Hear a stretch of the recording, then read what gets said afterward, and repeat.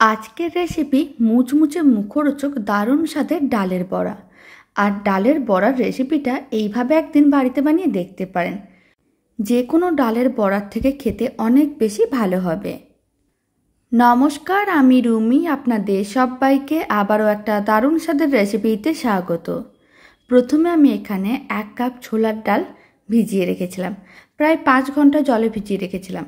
আর খুব ভালো করে ডালগুলোকে ধুয়েও রেখেছিলাম। এখন এইভাবে ডালটা ভেঙে দেখিয়ে দিচ্ছি।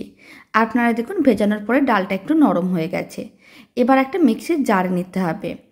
এবার ছোলার ডালগুলো দিয়ে দিতে হবে। আর কোনো রকম জল দেওয়া যাবে না, মানে জল ঝরানো ছোলার ডালটা পুরোটাই দিয়ে দিতে হবে। আর আমি দিয়ে দিচ্ছি 3টে কাঁচা লঙ্কা। তারপরে ঢাকনাটা বন্ধ করে খুব ভালো করে পেস্ট করে নিতে হবে। মিশ্রণটা একটু শুকনো শুকনো করে পেস্ট করতে হবে, তাহলে এই ডালের বড়াগুলো বেশ মুচমুচে হবে। খুব ভালো করে পেস্ট করে নিয়েছিলাম। আপনারা দেখুন, আর এইভাবে একটু দানা দানা রেখে পেস্ট করতে হবে, তাহলে ডালের বড়াটা দেখতেও ভালো লাগবে, খেতেও ভালো লাগবে। এখন 1 চিমটের মতন দিয়ে দিলাম হিং, আর দিয়ে দিলাম 1/2 চামচের মতন ভাজা মশলার গুঁড়ো। গোটা জিরে ও ধনেকে শুকনো খোলায় ভেজে গুঁড়ো করা ছিল। এখন আমি স্বাদ অনুযায়ী লবণ দিয়ে দিলাম, মানে 1/2 চামচের মতন লবণ। আর আমি দিয়ে দিচ্ছি অল্প একটু চিনি। ডালের বড়া একটু মিষ্টি দিলে খেতে অনেক বেশি ভালো লাগে। এবার আমি দিয়ে দিচ্ছি চা চামচের 4 ভাগের 1 ভাগ হলুদ গুঁড়ো। লঙ্কার গুঁড়ো দিয়ে দিচ্ছি চা চামচের 3 ভাগের 1 ভাগ। আর আমি দিয়ে দিচ্ছি একটা বড় সাইজের কুচনো পেঁয়াজ। আর পেঁয়াজটাকে একেবারে ছোটো ছোটো করে কেটে রেখেছিলাম। আর আমি দিয়ে দিচ্ছি 1/2 চামচের মতন আদা রসুন বাটা। এবার সমস্ত উপকরণগুলো একসঙ্গে খুব ভালো করে মিশিয়ে নিতে হবে।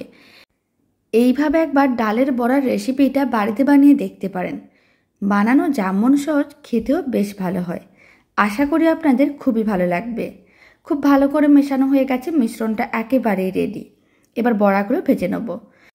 তার জন্য কড়াইতে বেশ কিছুটা পরিমাণ সর্ষের তেল নিয়ে খুব ভালো করে গরম করে নিয়েছিলাম। অল্প অল্প অংশ গরম তেলের মধ্যে দিয়ে দিতে হবে। আর এখানে আমি সর্ষের তেল নিয়েছি, তবে আপনারা চাইলে সাদা তেলেও বড়াগুলো ভাজতে পারেন। সর্ষের তেলে বড়াগুলো ভাজলে বড়াগুলোর মধ্যে একটা খুব সুন্দর ফ্লেভার আসে, তাই আমি এখানে সর্ষের তেল দিয়েই বড়াগুলো ভেজে নিয়েছি। এবার উল্টে পাল্টে বড়াগুলোকে লাল লাল করে ভাজতে হবে। ফ্লেমটা মিডিয়াম টু হাইতেই ছিল। মোটামুটি 5 মিনিটের মতন সময়ের প্রয়োজন পড়েছিল। বড়াগুলো বেশ লাল লাল হয়ে গেছে। এখন বড়াগুলোকে তুলে একটা প্লেটের মধ্যে রেখে দিতে হবে। আর বাকি বড়াগুলো একইভাবে ভেজে নিয়েছিলাম।